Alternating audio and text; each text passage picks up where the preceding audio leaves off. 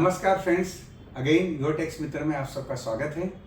आज हम जो टॉपिक पे आज आपसे बात करना चाहते हैं वो टॉपिक अभी हॉट टॉपिक है। एक नया प्रोविज़न आया है जो बजट 2023 में आया था, लेकिन उस टाइम हमें पता नहीं चला कि इसके इतने ज़ोरदार कंसिक्वेंसेस आ सकते हैं। तो आज हम उसके बारे में बात करने वाले। मेरे साथ हाल में है CA शाहीन खोजा और CN सोफिया, और हम बात करेंगे नई प्रोविज़न की जो हर बिजनेसमैन को इफेक्ट करने वाली है। सर, ये जो नया प्रोविजन आया है section 43BH of income tax act 1961, वो एग्जैक्ट इंटरप्रिटेशन उसका क्या है? मतलब वो कुछ MSME रिलेटेड बात कर रहा है, तो वो आप थोड़ा डिटेल शेयर कर सकते हैं? जी। तो फ्रेंड्स, ये जो नया जो प्रोविज़न है उसके बारे में थोड़ा मैं तुम्हें ब्रीफ हिस्ट्री दे दूं तो एग्जैक्ट आपको पता चलेगा कि आपको किस तरह से वो इफेक्ट करेगा। अकाउंट में आपके पास दो मेथड है बुक्स रखने के लिए। एक मेथड है कैश सिस्टम और एक सिस्टम है मर्केंटाइल सिस्टम। कैश सिस्टम में क्या होता है कि जब आप पेमेंट करते हो तब आप एक्सपेंस क्लेम करते हो। जब आपके पास इनकम रिसीट होती है एक्चुअल, तो आप उसको इनकम में शो करते हो, और दोनों का जो डिफरेंस आता है वो आपका प्रॉफिट बनता है। और अगर वो प्रॉफिट स्पेसिफाइड लिमिट से ज़्यादा है तो आपको इनकम टैक्स की लायबिलिटी आती है। दूसरी जो सिस्टम है मर्केंटाइल सिस्टम, जिसको एक्रोल सिस्टम भी कहा जाता है, उसमें ऐसा है कि जब भी वो ट्रांजेक्शन अकड़ होते यानी अगर वो ट्रांजेक्शन बनते हैं हमारे साथ, भले हमने पेमेंट नहीं भी किया है, लेटर से आपने गुड्स परचेज किया लेकिन आपने पेमेंट नहीं किया है, तो भी आप एक्सपेंस क्लेम कर सकते हो। इसी तरह आपने किसी को माल बेचा है और आपको पैसे नहीं मिले, फिर भी आपकी इनकम में वो जोड़ा जाता है। तो दो मेथड चलती है और ज़्यादातर लोग एक्रोल सिस्टम बेस पे अकाउंटिंग लिखते हैं। अभी तक क्या होता था कि हम साल में जो भी खर्चा करते हैं, भले हमने पेमेंट किया है नहीं किया, लेकिन अगर ड्यूरिंग द ईयर हमने एक्सपेंस किया है तो हम उसको बुक कर सकते थे। इसी तरह अगर हमारी इनकम भले एक्चुअली में नहीं मिली है, अगर हमने वो ट्रांजेक्शन कर दिया तो हम इनकम में बुक करते थे और उसके प्रॉफिट में टैक्स भरते थे। अब वो क्या रहा है कि सबसे बड़ी दिक्कत जो आ रही है वो MSME यूनिट को आ रही है। MSME यूनिट यानी ऐसे यूनिट जिसको हम कहेंगे सूक्ष्म, लघु और मध्यम। ये जो यूनिट्स है वो यूनिट्स को टाइमली पेमेंट मिलता नहीं है, लेकिन आपने उसके पास से माल बाय किया है, भले आपने उसको पेमेंट नहीं किया, फिर भी आप एक्सपेंस क्लेम कर लेते हो और सामने वाले को पेमेंट मिलता भी नहीं है। ये प्रैक्टिस को गवर्नमेंट ने बंद करने के लिए गवर्नमेंट चाहती है कि MSME ग्रो हो, डेवलप हो। उसकी सबसे बड़ी दिक्कत ये है कि उसके पास लिक्विडिटी रहती नहीं है।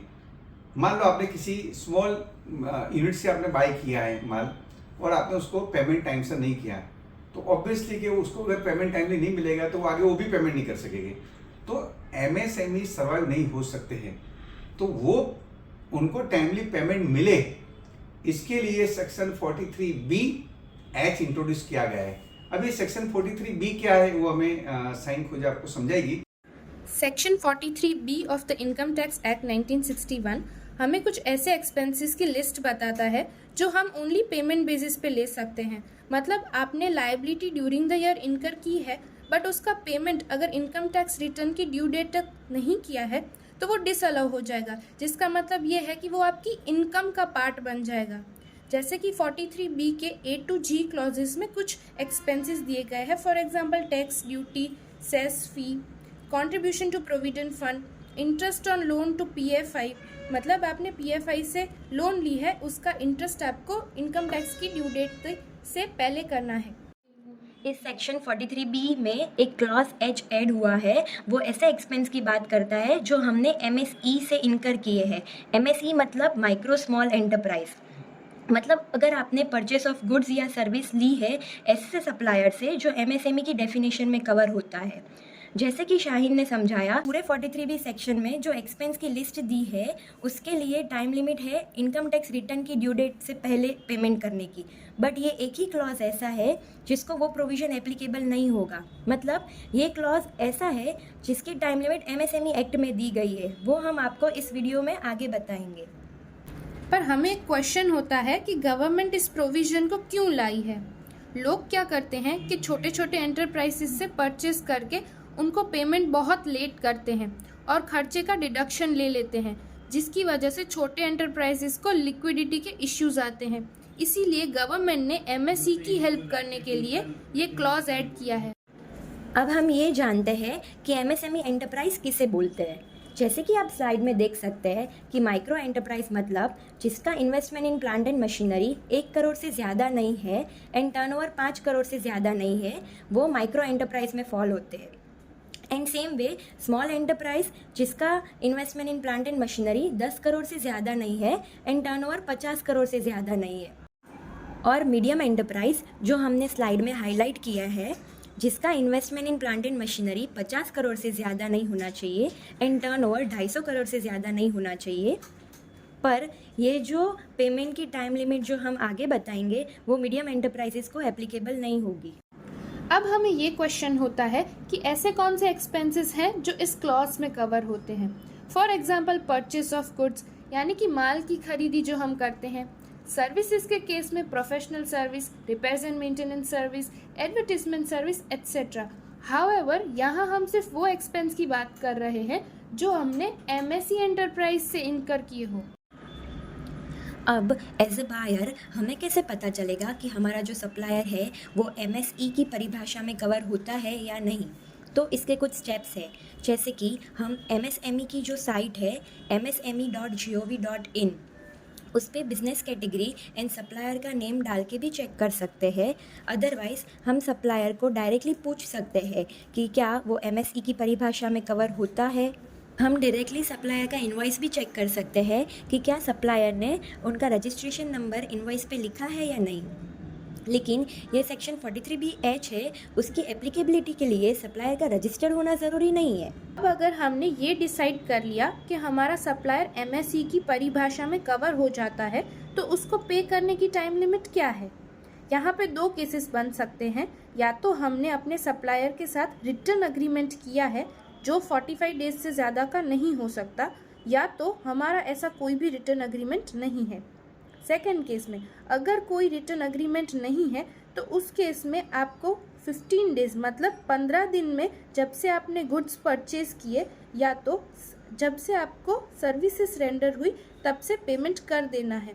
और अगर आप 15 डेज में पेमेंट नहीं करते हो तो आपको ये चेक करना है कि क्या आपने उसको 31 मार्च ऑफ द फाइनेंशियल ईयर यानी कि साल के आखिरी दिन तक पेमेंट कर दिया है या नहीं।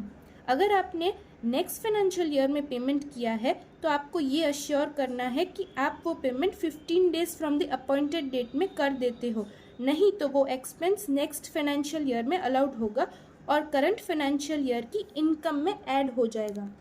अब अगर रिटर्न एग्रीमेंट है तो वो 45 डेज से ज़्यादा का नहीं हो सकता। अगर हमने पेमेंट कर दिया जो एग्रीमेंट के हिसाब से है तो वो खर्चा उसी साल मतलब जो साल में लायबिलिटी इनकर हुई है वही साल में अलाउ हो जाएगा। बट हमने एग्रीमेंट के हिसाब से पेमेंट नहीं किया तो हमें चेक करना पड़ेगा कि क्या वो पेमेंट लास्ट डेट यानी कि 31 मार्च तक कर दिया है। अगर हाँ तो वो खर्चा उसी साल में अलाउ हो जाएगा। लेकिन अगर हमने 31 मार्च के बाद पेमेंट किया है मतलब नेक्स्ट फाइनेंशियल ईयर में तो वो हमारी करंट ईयर का इनकम का पार्ट बन जाएगा एंड वो खर्चा नेक्स्ट फाइनेंशियल ईयर मतलब जो साल में पेमेंट किया है वही साल में अलाउ होगा। अब हम ये जानते हैं कि अपॉइंटेड डे क्या होता है, यानी वो दिन जहाँ से हमारे 15 या 45 डेज की काउंटिंग शुरू होती है। अगर बायर ने सप्लायर को कोई ऑब्जेक्शन इन राइटिंग नहीं दिया है तो एक्चुअल डिलीवरी ऑफ गुड्स और रेंडरिंग ऑफ सर्विस मतलब वो दिन जब आपको एक्चुअली गुड्स मिले या सर्विसेज रेंडर हुई तब से काउंटिंग शुरू होगी। बट अगर बायर ने सप्लायर को कोई ऑब्जेक्शन इन राइटिंग दिया है तो 15 या 45 डेज तब से काउंट होंगे जब वो ऑब्जेक्शन रिमूव हो जाता है। अब हम कुछ एग्जाम्पल्स के साथ समझते हैं। फर्स्ट एग्जाम्पल जैसे आप स्लाइड में देख सकते हैं, अपॉइंटेड डे है 30 अप्रैल 2023। कोई रिटर्न एग्रीमेंट नहीं है मतलब ड्यू डेट एज पर एग्रीमेंट कुछ नहीं आएगा। ड्यू डेट एज पर MSME एक्ट क्या है? 15 डेज फ्रॉम अपॉइंटेड डे यानी कि 15 डेज फ्रॉम 30 अप्रैल 2023 वो होगी 15 मई 2023। हमने एक्चुअल पेमेंट कर दिया है 10 मई 2023। हमने ड्यू डेट में ही पेमेंट कर दिया है तो ये खर्चा हमें यही फाइनेंशियल ईयर यानी कि 23-24 में ही अलाउ हो जाएगा। Second example, same appointed day है, कोई रिटर्न एग्रीमेंट नहीं है, सेम ड्यू डेट ही आएगी, मतलब 15 मई 2023। हमने पेमेंट किया है 30 सितंबर 2023, मतलब वो ड्यू डेट के बाद पेमेंट किया है, लेकिन ये खर्चा फिर भी हमें 23-24 में ही अलाउ हो जाएगा, बिकॉज मैंने भले पेमेंट ड्यू डेट के बाद किया है लेकिन 31 मार्च से पहले कर दिया है। अब हम थर्ड एग्जांपल देखें, उसमें भी same appointed day, due date as पर एमएसएमई एक्ट भी सेम होगी 15 मई 2023, लेकिन हमने पेमेंट किया है 17 अप्रैल 2024। अभी हमने ये एग्जांपल में विद इन ड्यू डेट भी पेमेंट नहीं किया है, 31 मार्च के पहले भी पेमेंट नहीं किया है, तो ये खर्चा हमें पेमेंट बेसिस पे यानी कि 2024-25 में अलाउड होगा एंड इस साल वो हमारी इनकम का पार्ट बन जाएगा। नेक्स्ट एग्जाम्पल, जहाँ पर अपॉइंटेड डेट 20 जनवरी 2024 है और अग्रीमेंट इन राइटिंग किया गया है 30 डेज का, तो ड्यू डेट एज पर अग्रीमेंट 19 फरवरी 2024 होता है और सेम एज पर एमएसएमई एक्ट भी होगा क्योंकि अग्रीमेंट 45 डेज की लिमिट के अंदर है और बायर एक्चुअल पेमेंट करता है 31 मार्च 2024 को, यानी 30 डेज के बाद फिर भी उसको डिडक्शन फाइनेंशियल ईयर 2023-24 में अलाउड होगा। सिमिलरली नेक्स्ट एग्जाम्पल में सब कुछ सेम है, पर एक्चुअल डेट ऑफ पेमेंट अगर 15 अप्रैल को होता है जो 31 मार्च के बाद है, तो करंट ईयर की इनकम में एडिशन हो जाएगा एंड नेक्स्ट फाइनेंशियल ईयर में डिडक्शन मिलेगा। नेक्स्ट एग्जाम्पल में अपॉइंटेड डेट 29 मार्च है, यहाँ पे आपने परचेस साल के आखिरी दिनों में किया है और अग्रीमेंट 45 डेज का हुआ है, तो ड्यू डेट एज पर अग्रीमेंट 13 मई 2024 है एंड सेम एज पर एमएसएमई एक्ट भी होगा।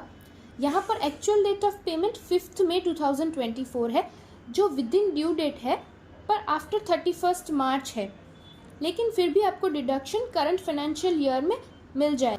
हाउएवर नेक्स्ट केस में सब कुछ सेम है पर actual date of payment after due date है जो है 30 जून 2024, तो आपको डिडक्शन नेक्स्ट ईयर यानी कि फाइनेंशियल ईयर 2024-25 में अलाउड होगा और करंट ईयर की इनकम में एडिशन हो जाएगा। अब हम ये जानते हैं कि एज अ बायर अगर हमने टाइमली पेमेंट नहीं किया तो उसके कंसिक्वेंसेस क्या होंगे।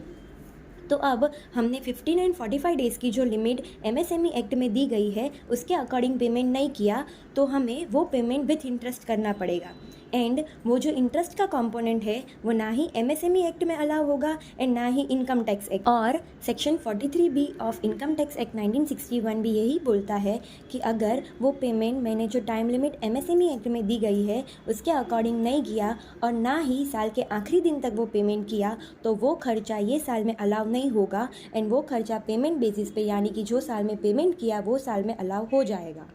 अब हम ये डिस्कस करते हैं कि इस न्यू क्लॉज के आने से क्या एडवांटेजेस हैं बायर को और सप्लायर को। तो बायर के केस में एक्सपेंस जो किया है यानी कि खर्चा किया है वो उसका डिडक्शन ले सकता है और जो जीएसटी में आईटीसी रिवर्सल करनी पड़ती है अगर 180 डेज में पेमेंट नहीं किया तो वो अब चेक करने की ज़रूरत नहीं रहेगी। एंड सेलर के केस में उसको टाइमली रिसीट्स मिल जाएंगी और लिक्विडिटी इश्यूज कम हो जाएंगे।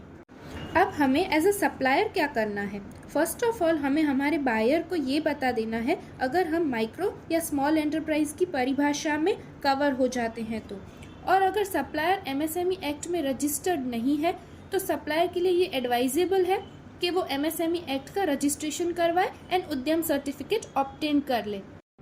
तो फ्रेंड्स, जैसे आपको बताया गया कि किस तरह से ये प्रोविजन हर बिजनेसमैन को इफेक्ट करेगी, but there are certain questions still they are unresolved और ऐसा लगता है कि गवर्नमेंट क्लैरिफिकेशन लेके आएगी। जैसे अगर ट्रेडर है तो उनको ये प्रोविजन का बेनिफिट मिलेगा या नहीं मिलेगा। अगर आप सेक्शन 44 AD में अगर कवर होते हो यानी प्रिजम्पटिव बेस पे अगर आप टैक्स भरते हो तो क्या होगा। तो बहुत सारी चीज़ें ऐसी है कि जो गवर्नमेंट की तरफ से क्लैरिफिकेशन आना जरूरी है। लेकिन हम तीनों आपको ये बताते हैं कि अगर आप बिजनेस करते हो, एमएसएमई के साथ डील करते हो, खास करके स्मॉल एंड माइक्रो एंटरप्राइज के साथ अगर आप डील करते हो तो बहुत ही कोशिश आप रहिए। आप at the end of the year, during the year अगर आपने ट्रांजेक्शन किया और पेमेंट भले लेट किया हो तो आपको अलाउ होने वाला है, लेकिन फरवरी मार्च में अगर आप कोई परचेस करते हो या सर्विस लेते हो तो आप खास ध्यान रखो कि उसका पेमेंट आपको इन टाइम करना है। 43B section before due date of return, बाकी सब प्रोविजन में ऐसा है कि before due date of return आपको पेमेंट करना है, लेकिन ये सेक्शन ऐसी है कि जिसमें आपको पेमेंट 15 दिन या 45 दिन में कर देना है। तो आप लास्ट में जब जो भी सर्विस आप लेते हो या अगर गुड्स बाय करते हो तो उसमें आप बहुत ही ध्यान रखिए, अदरवाइज आपको बड़ी टैक्स की लायबिलिटी आ सकती है। तो ये हमारा एक प्रयास था आपको ये समझाने का, प्रोविजन समझाने का, आपको कोशिश करने का ये प्रयास था। आशा रखते हैं कि आपको आपके जो भी कंफ्यूजन है उसकी क्लैरिफिकेशन मिल गई होगी। फिर भी अगर आपको कोई क्वेश्चन है तो आप हमसे कांटेक्ट कर सकते हो। अगर नई क्लैरिफिकेशन आती है तो हम वापस आपके साथ जुड़ेंगे। Thank you very much. नमस्कार।